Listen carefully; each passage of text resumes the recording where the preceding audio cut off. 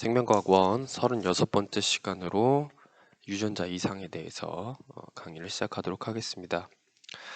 이번 시간부터는요, 우리 몸에서 일어나는 유전병이 무엇이 있고, 그 다음에 얘들을 어떻게 분류하고, 그 다음에 왜 발생하는지에 대한 여러 가지를 설명할 건데요.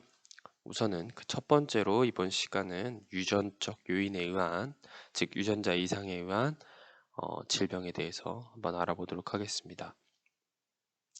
자, 우선 유전병이라는 것부터 알아야 되는데요. 유전병은 우리가 흔히 말하는 그 선천성 질병이라고 얘기를 하죠. 그러니까 유전에 의해서 나타나는 질병이다라고 보시면 되겠습니다.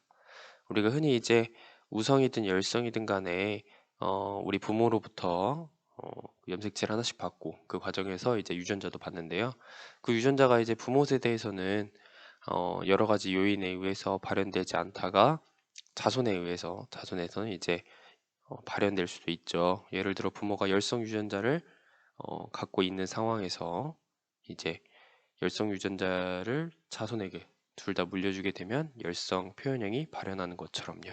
여러 가지 방식으로 우리 몸에서 유전병이 발현할 수 있는데요. 여기서 이제 여러 가지 이유 중에 돌연변이와 관련된 내용과 이제 연계 지어서 유전병을 설명하고자 합니다.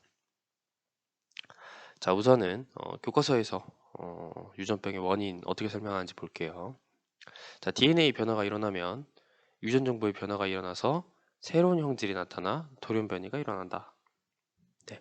그러니까 돌연변이라는 건 사실은 DNA에 의해서 DNA가 변화하는 것이다. 라고 우리가 볼 수가 있겠죠. 이 돌연변이에 의한 유전병은 유전자 이상에 의한 유전병, 염색체 이상에 의한 유전병으로 구분할 수 있다라고 되어 있습니다. 아까 말씀드린 대로 DNA에는 우리 몸의 유전 물질이죠. 즉 DNA 변화는 유전 물질의 변화라고 볼 수가 있습니다. 그러면 유전 물질의 기능은 유전 정보를 저장하는 거니까 우리 몸에 있는 유전 정보가 변화하게 되는 거죠. 그래서 돌연변이의 유전병이 유전자 이상과 염색체 이상 두 가지로 나눠진다라고 얘기를 했었죠. 그죠? 그 중에서 이번 시간은 유전자 이상에 대한 유전병만 지켜볼 겁니다. 자, 그래서 유전자 이상의 유전병이 왜 발생하느냐? 우선 유전자에는 단백질을 만드는 데 필요한 유전 정보가 저장되어 있습니다. 네. 그러니까 우리 몸이 알고 있는 이 유전 정보라는 것이 사실은 뭡니까? 우리 몸에 필요한 단백질에 대한 설계도 역할을 하는 게 바로 이 유전 정보가 되겠습니다. 그런데 이 유전 정보에 문제가 발생하면 단백질을 만드는 단백질이 뭐예요? 단백질의 구조가 변할 수가 있다라는 얘기를 하고 있는 거죠. 뒤에 나온 얘기도 유전자 이상이 생겨 DNA 염기 서열이 달라지면 정상과는 다른 아미노산 서열이 다른 돌연변이 단백질을 만들어지기도 한다라고 되어 있는데요. 아미노산이라고 하는 거는 우리가 1학년 때 배웠겠지만 단백질의 기본 단위입니다. 근데 이 단백질을 구성하는 아미노산에 문제가 생긴다라고 하면 당연히 단백질에도 문제가 생기겠죠. 이해가시죠? 네. 이 DNA 염기 서열이라고 하는 거는 이 유전 정보를 얘기합니다. 즉 유전 정보는 DNA의 염기 서열의 형태로 나타나는 거죠. 그죠? 그래서 얘네들이 돌연변이 단백질이 만들어지고, 그럼 이런 돌연변이 단백질들은 뭐예요? 정상적인 기능을 하지 못해 유전병을 일으킨다 라고 볼 수가 있겠습니다. 자, 예시로요. 우리 책에는 남모양 적혈구에 대한 내용이 나오는데요. 기본적인 개념은 뭐냐면 이렇습니다. 우리 몸 혈액에 있는 적혈구라는 세포가 있는데요. 적혈구 세포의 주요 기능은 산소 운반입니다. 우리 몸 곳곳에 산소를 운반하기 위해서 적혈구가 이렇게 역할을 하는데요. 적혈구 내부에 헤모글로빈이라고 하는 단백질이 있습니다. 헤모글로빈이요. 이 단백질의 역할이 있습니다. 단백질의 역할이 있는데요. 그러니까 우리 헤모글로빈을 이제 약어로 HB라고 표현을 합니다.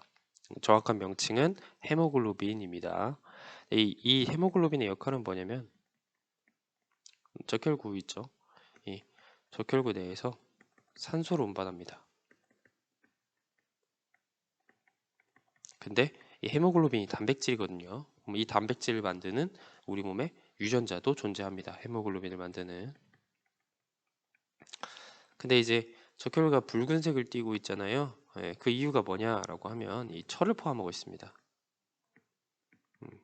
철을 포함하고 있는 단백질이어서 그러는데요. 이 철이 산소와 결합을 하게 되면 붉은색을 띠잖아요. 그래서 우리 몸에 피가 붉은색이 되는 겁니다. 이해가시죠? 자, 그런데 이 헤모글로빈을 만드는 단백질, 그러니까 이 유전자에 이제 헤모글로빈에 대한 정보가 있을 거예요. 헤모글로빈 단백질에 대한. 자, 근데 이제 정상일 때는 이제 이게 정상적으로 이렇게 단백질이 만들어지는데, 자, 돌연변이가 일어납니다. 돌연변이가 일어나서 특정 아미노산이 변화가 되죠. 변화하게 되면 그 기능을 상실하게 됩니다. 그 기능을 상실하거나 혹은 뭐예요? 돌연변이가 일어나죠. 구조에 이상이 생기죠. 그리고 돌연변이 헤모글로빈이 발생해가지고 남모양 적혈구라고 하는 특이한 모양의 적혈구가 발생하게 됩니다. 근데 남모양 적혈구 같은 경우는 평소에는 나타나지 않고요. 이 산소의 농도가 낮을 때 나타납니다. 우리 몸에서 산소 농도가 낮을 때 나타나는 굉장히 특이한데요. 특이한 이런 그 질병이라고 볼 수가 있는데 예를 들어보면 알겠죠. 우리 몸에 이렇게 혈관이 있습니다.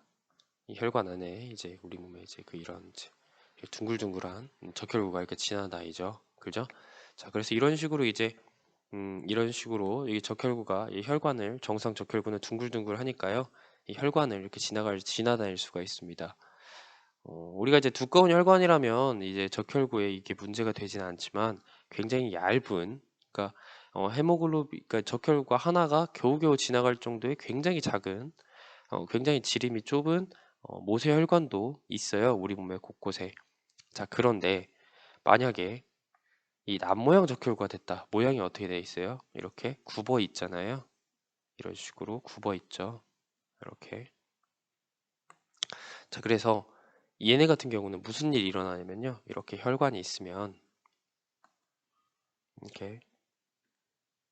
이렇게 남모양으로 돼 있잖아요. 이 남모양으로 돼 있으니까 이런 식으로 서로 이렇게 엉킵니다. 적혈구가요. 적혈구가 이렇게 엉키게 되면은 무슨 일이 일어나냐면은 이 혈관이 막힙니다.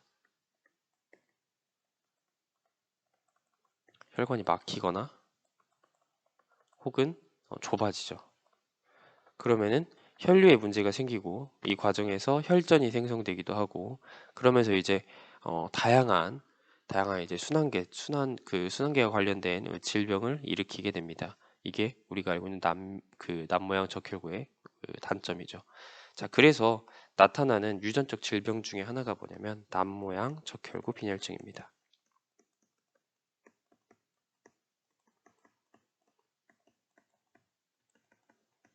남모양 적혈구 빈혈증. 아까 말씀드린 대로 이렇게 남모양 적혈구 때문에 이 산소나 혈액 운반에 문제가 생깁니다. 문제가 발생하면서 이제 굉장히 말단부, 그러니까 모세혈관으로 이루어진 말단부 같은 경우는 이제 그 피가 잘 안 통해서 순환계통에 문제가 발생할 수도 있고, 이게 이제 뇌로 가는 혈류를 차단하게 되면은 이제 뇌 쪽으로 가는 혈액이 모자라게 되면서 빈혈이 나타나기도 해서요. 이 질병을 남모양 적혈구 빈혈증이라고 얘기를 합니다. 이제 어, 그 다른 데는 이제 겸형적혈구 빈혈증이라고도 표현을 하는 데가 있습니다. 이 겸이라는 게 낫이란 얘기거든요. 그래서 겸형, 남모양 이런 식으로 해서 남모양 적혈구 빈혈증이 발생할 수도 있다. 이게 뭐 때문에? 유전자 이상에 의해서요. 그 외에도요, 이렇게 여러 가지 유전병들이 있습니다. 하나하나 간단하게 설명해 보면요. 페닐케톤요증 같은 경우는 우리 몸의 아미노산 일종이 우리 몸의 이루는 20가지 아미노산 중 하나인 페닐알라닌이 우리 몸에서 제대로 대사가 되지 않습니다. 왜? 이 효소와 관련된 이 대사 과정에 필요한 이 페닐알라닌 대사 과정에 필요한 이 효소 있죠? 이 효소에 돌연변이가 생겨요. 이 유전자에 돌연변이가 생기다 보니까 우리 몸에서 페닐알라닌이 제대로 분해가 되지 않습니다. 그래서 페닐케톤, 그러니까 페닐알라닌의 중간 대사 물질인 페닐케톤이 과도하게 축적되면서요. 어, 이제 뇌나 장기 손상을 유발합니다. 약간 독성이 있거든요. 네. 다음으로 낭성섬유증이 있습니다. 낭성섬유증은요, CFTR이라고 하는 유전자의 돌연변이로 일어나는데요. 음, 간단하게 말하면요, 우리 몸에 있는 점액의 점도가 증가하게 됩니다. 점액이 우리 몸에 있는 침이나 아니면 이제 콧물 뭐 이런 것도 다 전부 다 점액이죠. 그 외에도 이제 우리 몸 내부 있죠. 목구멍이나 그다음에 기관지 이런 데서 나오는 점액들이 여러 가지 역할을 하고 있었죠. 우리 몸에서 대표적으로 이제 점액은 비특이적 방어의 일환으로서 여러 가지 세균이나 바이러스 등의 침입을 차단하는 역할을 하고 있죠. 근데 이제 이 점액이 너무나 이 점도가 높아지다 보니까 이 기관지 같은 부분, 예를 들어 이런 식으로 이렇게 기관지가 있으면요. 이 기관지에 쌓이는 얘네가 이제 흘러내려가지고 이렇게 이제 다시 몸에 세포에 흡수가 돼야 되는데 점도가 너무 높다 보니까 얘네들 사이에 이렇게 붙어버립니다. 붙어버려요. 점액이. 이렇게 되면 뭐가 일어나냐면 기관지 폐쇄를 일으킵니다. 즉 기관지가 점액에 의해서 막히게 되는 거죠. 예, 그런 일들이 일어나면서요. 발생하는 유전자 이상에 의한 유전병이 낭성 섬유증입니다. 이런 낭성 섬유증 같은 경우는 그래서 사람들이 그 약을 먹기도 하고 평생, 그리고 이제 가슴 막 두드려 가지고 이렇게 그 점액을 그 내려가게 점액을 풀어주는 이런 그 행동을 많이 하기도 합니다. 다음은 헌팅턴 무도병입니다. 헌팅턴 무도병 같은 경우는 이제 특이하게 어, 이제 발병 후 오랜 기간에 걸쳐 병이 진행이 됩니다. 약 15에서 20년 정도 걸리게 되고요. 예, 근육적인 문제도 있고요. 정신질환까지도 나타난다고 합니다. 근데 매우 특이한 거는 이제 일찍 발병할 수도 있지만 35에서 40세 전후, 그러니까 30대에서 40대를 전후로 해서 발병한다고 합니다.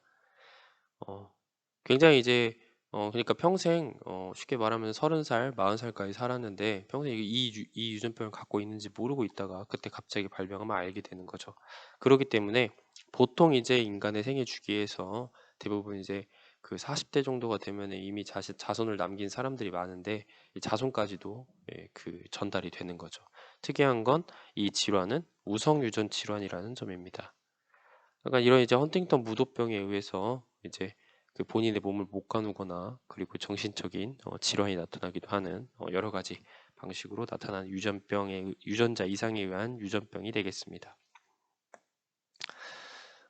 유전병이 발생하는 이유에 대해서도 설명을 해드리고요. 그 다음에 그 각각의 유전병 예시를 들어가지고요.